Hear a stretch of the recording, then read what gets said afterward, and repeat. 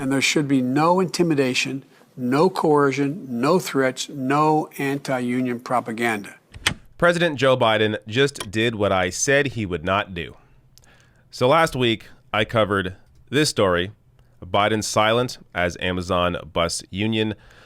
Many lawmakers, as I discussed in that video, have come out in support of this union effort in Alabama. There's an Alabama warehouse at Amazon that is trying to unionize right now. The vote goes up until March 29th.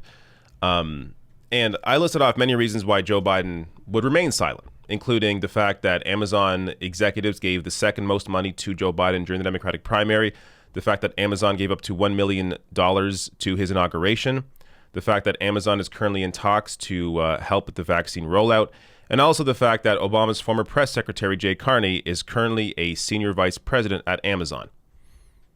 But Joe Biden, to my surprise, actually came out and spoke on this issue. Before I even show you the video of him doing so, there's also a lot of pressure from Joe Biden to do this, even from places like Politico that did this story. Union guy Joe Biden keeps his distance from Amazon union fight.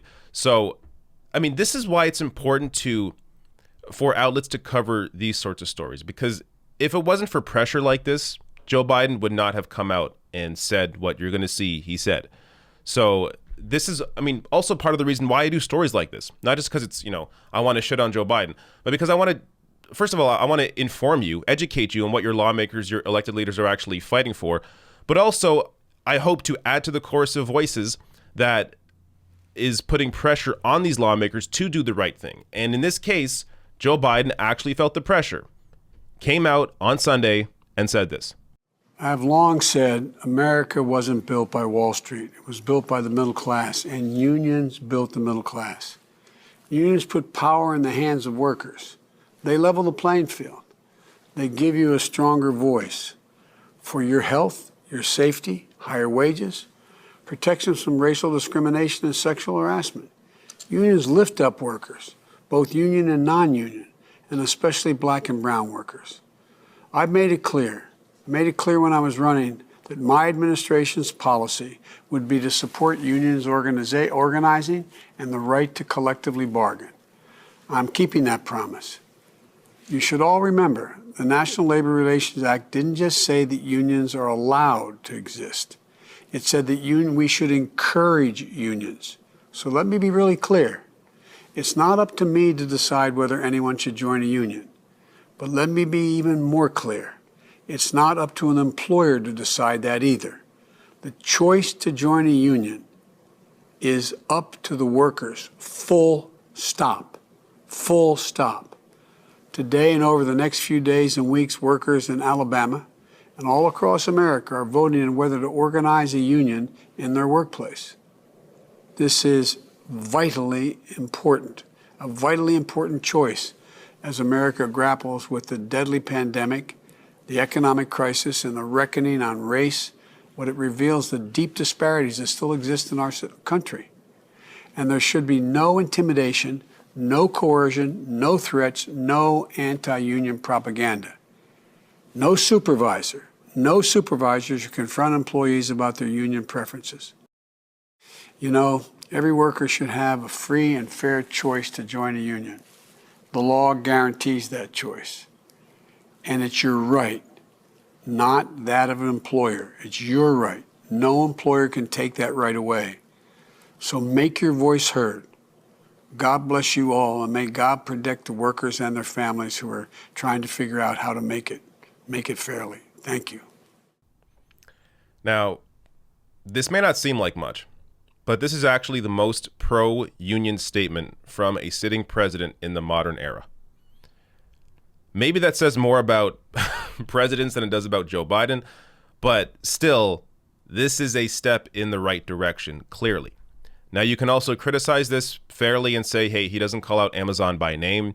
He also doesn't mention consequences that employers might face for union busting. But this is still a pro-union message from a sitting president, and that is huge.